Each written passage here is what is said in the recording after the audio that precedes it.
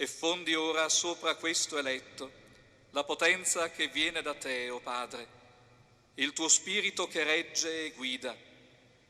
Tu lo hai dato al tuo diletto Figlio Gesù Cristo. È anche molto forte, in guardia. Ricevi il Vangelo e annunzia la parola di Dio con grandezza d'animo. Ricevi l'anello, simbolo di fedeltà, e nell'integrità della fede e nella purezza della vita custodisci la Santa Chiesa, sposa di Cristo.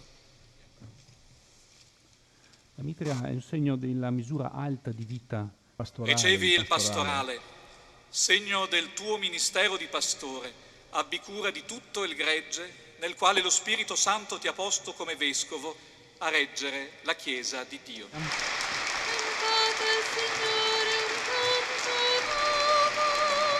Scioglie la tensione e l'emozione di questo momento molto intenso di fede, forte, vissuto da tutti quanti.